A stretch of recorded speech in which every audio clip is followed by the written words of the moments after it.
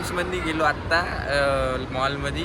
तर गाईज आता तिथे पोरगी आली होती, काहीतरी तिची स्कीम सांगत होती, असं करा आणि तसं करा. आम्ही नाही म्हणलं, आम्ही काही घेणारही नाही होतो, कायले स्कीम करू बरं. मग आम्ही तिला लक्ष नाही दिलं, इग्नोर केलं. तर गाईज हा तर सायंकाळ चांगला सेल्फी काढत होता स्नॅपमध्ये, काच दिसला तर भाई नो सेल्फी म्हणजे ओरडून. एका पद्धत झाली गाईज. प्रेमानं म्हणायचं ना, टीचर कशी शिवाय देते तशावानी नो सेल्फी. माणसाची इज्जत नाही काही ठीक आहे गाईज, काही तेवढं इश्यू नाही. सायंकाळ माणसाची गाईज हा सायंकाळ फोन घेऊन राहिला माया.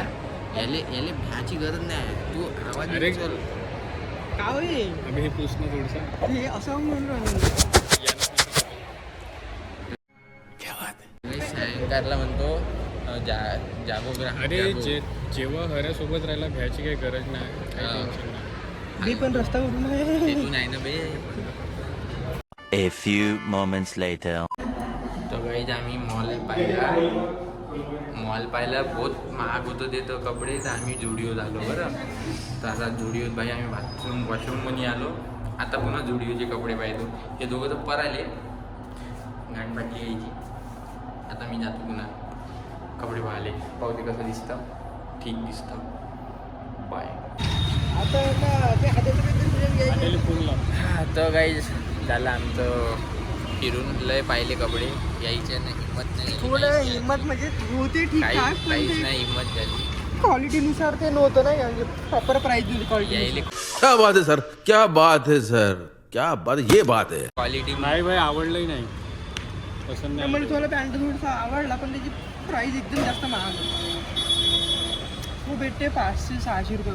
यांनी पण काहीच नाही घेतलं भाई. हो, मी येतलाच होता पाहिजे.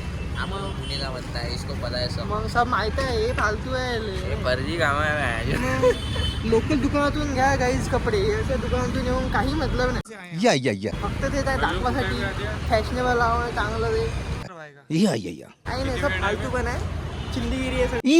या बरं, याचं मत ऐकलेलं आहे, ऐकून घ्या.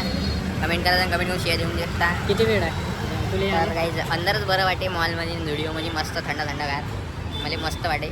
पण आता बाहेर निघाल्याबरोबर का गरम मारून नाही कसं करावं, जावं का पुन्हा.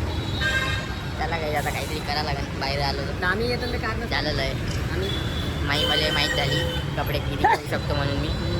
बहुत माहीत झालं. दिवस थांबला असता तू, आम्ही आलो तर मग